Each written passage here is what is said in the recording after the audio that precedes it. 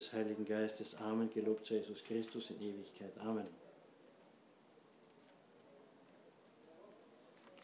Au nom du Père et du Fils et du Saint-Esprit, ainsi soit-il. Bien chers fidèles, nous avions aujourd'hui la joie d'avoir parmi nous le Père Carlos Borja, le directeur du séminaire de Monseigneur Pivarunas, le séminaire de Omaha, dans l'État de Nebraska, aussi avec un séminariste italien qu'il a porté avec soi. Et donc, il nous a adressé quelques paroles en nous mettant en garde devant la confusion qui règne aujourd'hui aussi dans le monde traditionnaliste, les soi-disant différentes opinions, positions. Et il a fait explicitement référence à une interview que la fraternité Saint-Pédis a publiée en langue anglaise il y a quelques jours, dans laquelle elle affirme avec beaucoup d'insistance et très peu d'arguments, mais avec beaucoup d'insistance sur la validité des nouveaux ordinations sacerdotales.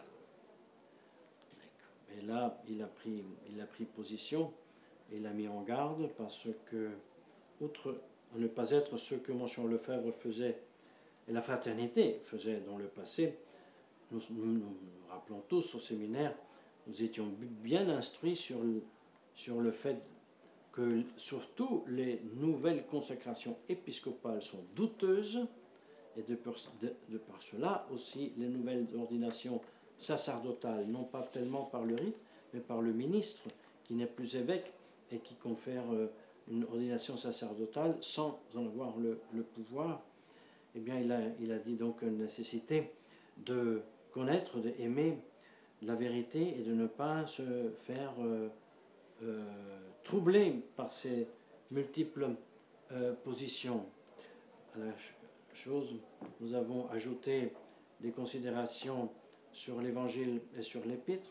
L'évangile qui est très sévère, non pas ceux qui disent Seigneur, Seigneur, entrent dans le royaume des cieux, mais ceux qui font la volonté du Père. Nous avons rappelé ceux qui étaient condamnés à l'enfer et tentaient de se justifier en disant nous avions chassé les démons en ton nom, nous avons prêché ta doctrine, et ils ont comme réponse à aller dans le feu éternel parce que ce n'est pas un mérite, ce n'est pas par votre mérite que vous avez chassé les démons, et la doctrine n'est pas vôtre mais mienne. Et donc un grand avertissement pour nous de nous garder de la vanité et de l'orgueil, de penser parce que nous savons ce qui est vrai, ce qui est faux, quelle est la vraie Église, quelle ne l'est pas, quels sont les valides sacrements, quels sont les pas valides sacrements. Le grand danger, n'est-ce pas, consiste à dire, puisque je sais tout cela, je n'ai pas besoin de pratiquer la vertu, je n'ai pas besoin de faire pénitence, je n'ai pas besoin de me mortifier, je n'ai pas besoin de me humilier, je n'ai pas besoin de pratiquer la charité, de vaincre moi-même, et cela, ce sera une grande illusion, justement, aussi pour nous. Et pour cela, à propos de la nécessité de faire la volonté de Dieu, et non pas seulement de la dire et de l'écouter, mais de la mettre en pratique, après avoir voulu, avant de vouloir le bien et fuir le mal et adhérer aux préceptes divins, il faut les connaître. Il faut connaître Dieu. Et voilà le thème qu'aujourd'hui Saint Jérôme développe d'une façon magistrale lorsqu'il parle de la sagesse. La sagesse qui est Dieu lui-même, la sagesse incarnée, c'est notre Seigneur Jésus-Christ. Mais il parle de la sagesse en tant que présente dans l'âme et dans le corps de celui qui est attaché avec toutes ses fibres à Dieu, avec son intelligence, avec sa volonté, avec ses sentiments et justement avec ses actions. Voilà que cette sagesse ensuite est mise en paragon avec le feu. Il fait une comparaison avec le feu. Et il donne la différence de cette sagesse dans le corps jeune et dans le corps d'un vieillard. Tous les deux recherchent la sagesse, mais seulement le vieillard jouit de cette sagesse qu'il a recherchée pendant toute une vie, tandis que le jeune corps qui cherche la sagesse, qui se soumet aux préceptes de Dieu, qui vit selon les vertus, doit combattre fortement justement contre la chair, contre la tentation, contre les appâtements du vice. Et là, cette sagesse qu'il recherche est comme un feu, mais un feu qui brûle, oui, mais qu'il brûle du bois vert, ce jeune corps. Et comme le bois vert, lorsqu'il brûle dans le feu, dégage plus de fumeur que non de flamme et de lumière. Ainsi, le corps jeune donc doit soutenir de grandes luttes, tandis que le vieillard, qui est déjà combattu, dont le corps est comparable à bois bien sec, là, le feu de la sagesse brûle en dégageant une belle lumière. C'est pour cela que nous avons demandé d'obtenir, nous aussi, cette sagesse du vieillard. Cette sagesse du vieillard qui était celle du roi David, après avoir combattu dans sa jeunesse, et avoir combattu dans sa jeunesse après être tombé dans sa jeunesse avec Bethsabée. Mais dans l'âge, il était devenu si sage et si maître de soi-même, il avait tellement domestiqué les forces du corps que même la très belle jeune fille qui était mise à son côté pour le réchauffer, parce que en tant que vieillard, il avait le corps toujours froid, ni elle, par sa sainteté, le provoquait à l'impureté, ni lui la cherchait. Et ainsi, c'est l'image de la sagesse qui triomphe et qui donc ne peut plus être victime des sollicitations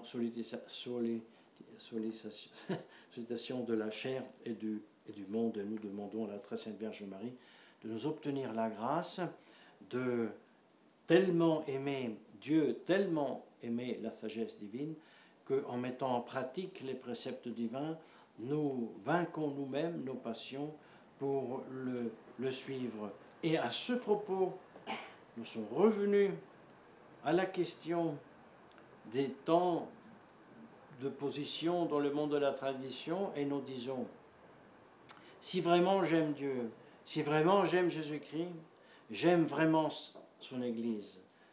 Mais ce que j'aime, je veux aussi le connaître davantage. Et donc, si j'aime vraiment Jésus-Christ, j'aime l'Église et j'aime le catéchisme, j'aime les notions une sainte catholique apostolique.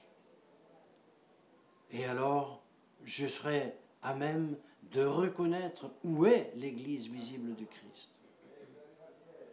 Alors, je penserai que c'est une abomination affirmer que l'Église du Christ, l'Église visible du Christ, est l'Église actuellement, n'est-ce pas, gérée par Robert Prévost. Malheureusement, c'est ce que dit la fraternité Saint-Pédis. Alors non seulement ils disent que ça c'est l'Église visible du Christ, mais ils ajoutent, avec ça, c'est encore pire, puisque cette Église visible du Christ enseigne l'erreur et ne donne pas bien les sacrements, c'est nous, la fraternité, qui maintenant, disons, la vraie doctrine et nous corrigeons les erreurs de la vraie Église du Christ. Mais ce n'est pas possible. Il n'existe pas une vraie Église de Christ qui fait sienne un concile Vatican II, absolument pas. Même chose pour le sacrement.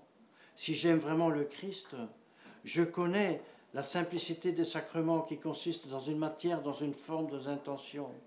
Si j'aime le Christ, je ne peux pas dire avec la fraternité, comme elle a dit il y a quelques jours, mais oui, les sacrements sont valides, les nouveaux sacrements. Et s'il y a des circonstances extérieures qui rendent douteuses, à la limite, de temps en temps, on peut même réordonner un prêtre du nouveau ordre qui vient chez nous, mais en ligne de principe, c'est valide. C'est faux.